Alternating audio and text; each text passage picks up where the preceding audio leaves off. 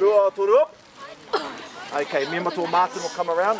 Kawe ana ngā tai tamariki o te kura tuatahi o Rotorua I te uwhi tuatahi ka whakatakotoria ki te Rotorua nui o kahu mata momoe. We want to put it in the water so that we can get rid of all the seaweed and all the fish, which will help with the environment of our lake, which we can't swim in or fish in right now. And it's also taken away all our good trouts, all our oysters, all our stuff like that, and we all want it all back. Ko whaariki hi ai ko ngā wawatao ngā tamariki nei o te kura tuatahi o Rotorua ki te tautiaki I tō rātou moana tupuna. It was just a process. The process was very long, so we have to take it apart, we have to get all the pieces ready and then we have to weave it. It takes very long. And then we have to put it in the water. Kei te hihia mātou ki te mahi ki te taonga kura katoa o Rotorua, o te aroa hoki. Ko ngā tamariki, ngā kaitiaki o mō apōpō ne. Nō reira, he tino kaupapa tēnei mō rātou akonga. Ko whātau a William Anaru me tōna tīma taiao o te uepu o ngā moana o te arawa e raranga ana e takoto ana hoki I ngā uwhi nei ki ngā moana hurinoa I te rohe o te arawa. Kei te whakahorohoro te uwhi o ngā otota, kei te tipu te otota I raro ngā roto moana,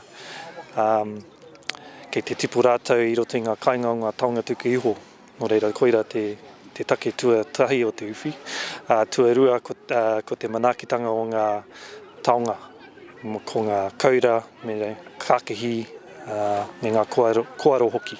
After a lot of hard work, it's like so relieving to finally get it into the water, and yeah. Koe nei te kura tuatahi, ko whai wāhi atu ki te kaupapa uri for uwhi.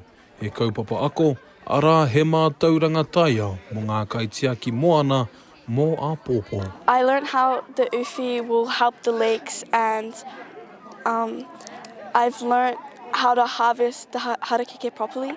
He proof tēnei uwhi mo te kāwanatanga ki Pōneke. Tēnei, he raruraru tēnei no rātou.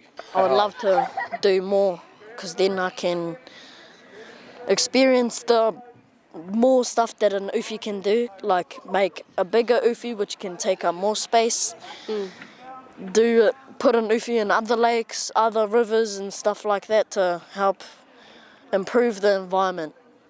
Hold water! We can let it go, that's it. Thank you, Martin, we're free. Black paddle! Ko tau te uwhi tuatahi a ngā tamariki nei ki te takere o te Rotorua nui Aukaha. He timatanga tēnei I roto I ngā mahi whakarauora I te taiao o te moana mo ngā reanga e haere ake nei.